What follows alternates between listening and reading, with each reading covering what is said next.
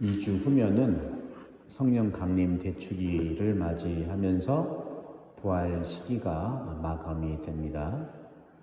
그래서인지 오늘 복음은 주님께서 보호자를 보내준다는 말씀을 하시죠. 내가 아버지께 청하면 아버지께서는 다른 보호자를 너희에게 보내시어 영원히 너희와 함께 있도록 하실 것이다. 그분은 진리의 영이시다. 그냥 보호자가 아니라 다른 보호자 하라고 했어요. 다른 보호자. 그러면 첫째 보호자는 누굴까요? 바로 예수님 당신이시죠. 우리는 보호를 받고 사랑받는 존재입니다. 서울 주보에 나온 내용인데 아주 저도 감동이라 나눠드리면 여러분도 아는 어느 방송사의 아나운서인데 그분이 열심한 천주교 신자예요. 근데 결혼을 앞두고 한 남자 친구를 사귀는데 그 남자 친구는 무신론자였다고 그래요. 종교를 믿지 않는 거죠. 그런데 무신론자일 뿐만 아니라 아주 신을 부정하는 사람이었대요.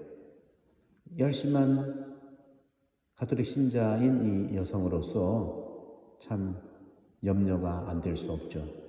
그런데 당신을 좋아해주는 그 사람은 성당에 와서 기다려주곤 했대요.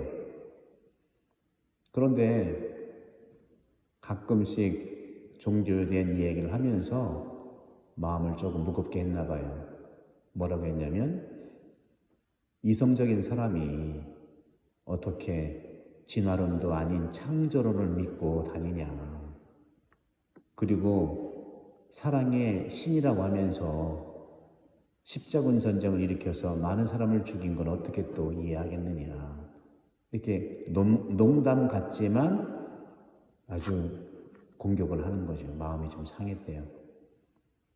그래도 이분은 자기를 또 사랑해주고 해서 성당 찾아와주고 기다려주는데 내심으로는 참 불편했지만 사랑은 싸우는 것과 또 논쟁하는 것이 아니니까 마음에 품고 기도를 하기 시작했대요. 그리고 그분이 다니는 성당에 프랜카드에 예비 교우분들 환영합니다 하는 교리 시작하는 프랜카드를 보고 기도를 시작했대요. 내가 100일 기도를 해야 되나 하고. 근데 이분은 자기가 사귀는 사람을 천주교 신자로 개종시키려는 것이 목적이 아니고 이 사람의 마음을 좀 변화가 되기를 바랬다고 그래요. 그렇게 공격도 하고 이성적인 것이 걔에게 마음에 불편했던 것 같아요. 그래서 기도를 하면서 이 사람이 마음이 좀 변화가 있으면 좋겠다. 그리고 진심으로는 성가정을 이루고 싶었대요. 이해하잖아요. 근데 그러한 가정의 성가정이 우리나라도 아니고 과거에 유럽에서 했던 그 정치적인 십자군 전쟁 얘기하면서 그게 대화가 되는 걸까요? 그죠? 그럼에도 불구하고 지혜롭게 거기에 대항하거나 틀리고 막 논쟁을 하지 않았답니다. 그리고 기도를 시작했대요. 바쁜 시간 중에 방송 마친 다음에 집에 가면서 성당에 들려서 10분이라도 항상 100일 기도를 하겠다 해서 기도를 시작했대요. 그 기도 중에는 그를 위한 기도였지만 주님과 함께 쭝얼쭝얼 거리면서 하는 그 기도의 시간이 너무 좋았다고 합니다. 근데 그런 기도가 시작된 지 불과 얼마 되지 않아서 100일도 안 됐죠. 안 돼서 그 남자친구가 당신이 좋아하는 신이라는 존재를 한번 알아볼까 하고 이렇게 응답을 했다는 거예요. 근데 이분은 마음속으로 아니 신을 부정하는 걸 넘어서 정말 신을 어떻게 보면 말 그대로 공격하는 사람인데 어떻게 정반대로 알아보고자 하는 마음이 생겼을까 하면서 기뻤죠. 정말 기뻤죠. 그래서 같이 대화했대요. 그러면 3, 번만 일단 들어보자. 3번만 한번 들어보자. 그리고 뭐 마음에 와닿자 그러면 안 해도 되겠다 하는 표현처럼 3, 4번, 네? 3, 4번. 근데 그 3번이 6번이 되고 그 6번이 3개월이 되고 3개월이 6개월이 돼서 세례를 받았대요. 그러면서 세례 받는 그날 기쁨의 눈물과 통회의 눈물을 흘리면서 하느님의 자녀가 됐고, 그리고 10월에 그의 10월에 혼인성사를 하는 성가정을 이뤘다는 그런 내용을 봤는데 저 금방 외우죠. 너무 감동이라 외워졌어요. 내 얘기 같은 얘기라 그런 것 같아요. 진리의 영이신 보호자가 보호를 분명히 해주실 겁니다. 오늘 주님께서 말씀하셨잖아요. 영원히 너희와 함께 하는, 보호하는 진리의 영. 그리고 분명히 진리의 영께서는 여러분 안에 늘 머물러 계실 것이다. 그분께서, 진리의 영께서는 예수님이신 자기 자신이 한 것처럼 똑같이 너희와 함께 머무르신다는 거. 그리고 너희 안에 있다는 거. 성령은요, 예수님도 하느님도 한 하느님이시죠. 하느님은 사랑이시잖아요. 그죠? 당연히 예수님도 사랑이시죠. 그러면 성령은 어떤 분일까요? 사랑이에요. 똑같이. 오히려 더 사랑 중에 사랑이 성령이세요. 지난주 복음에 우리는 나는 길이요 진리요 생명이라고 말씀하셨죠. 진리도 사랑이고요.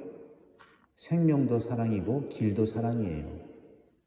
사랑의 길, 사랑의 생명, 사랑의 진리를 얘기하는 것이죠. 사랑은 본질적으로 하느님의 속성이에요. 동시에 그분이 당신을 드러내시는 방식입니다. 따라서 내가 사랑을 하면은 하느님의 방식으로 사는 거예요. 요한복음 이 다음 장에 15장 9절에 요즘에 계속 성령 강림 대축일 부활시기는요, 전부 요한복음을 읽어요. 사랑의 복음이고 영의 복음이에요. 너희는 내 사랑 안에 머물러라. 오늘도 주님이 너희와 함께 머무르신다는 말씀을 하시죠. 머문다는 거. 사랑은 우리가 머무르며 살아가는 영역이에요. 따지고 계산하는 것이 아니죠. 그 사랑, 우리가 머무르며 살아가는 영역인데 그 안에서 우리의 삶은 변화한다는 뜻이죠. 그 아나운서의 남친이 변화가 됐잖아요. 기적이죠. 우리는 사랑으로 태어나서 사랑의 영역에서 자라납니다. 사랑으로 탄생됐고 사랑으로 자라나는 게 사람이에요. 그런데 인간의 탄생과 이런 성장의 바탕이 바로 사랑이라는 거죠. 그 사랑을 깊이 만나고 체험하려면 이 아나운서가 말한 것처럼 믿음이 필요해요. 믿음이 결정적이죠. 사랑을 믿어야 되는 거예요. 믿으면 믿는 대로 되고 걱정하면 걱정하는 대로 되지 않습니까? 바오로 사도가 말씀하신 것처럼 행위가 아니라 믿음으로 의로움을 인정받습니다. 하지만 오늘날 우리 사회가 물질로 가득 차고 성장 발전만 추구해 가면서 참된 사랑에 대한 믿음보다는 자신이 믿는 것이 모두 이룰 수 있다는 생각이 유행처럼 번져요. 기도하면 부자가 된다는 믿음, 주님 안에서 자신을 신념대로 무조건 믿는 대로 된다는 것. 어쩌면 이런 것들은 미성숙한 욕구를 채우거나 권력 욕심을 드러내는 수단이기도 해요. 이러한 믿음이 그런데 기적도 일으켜요. 하지만 사랑이 없다면 그것은 아무 소용이 없고 한 번의 이벤트 같은 기적 행사로 마칠 겁니다. 오래가지 못합니다. 중요한 것은 믿음을 증명하는 비법, 특별한 체험이 아니고 사랑입니다. 사랑은 우리 삶에 하느님의 맛을 전하는 것이죠.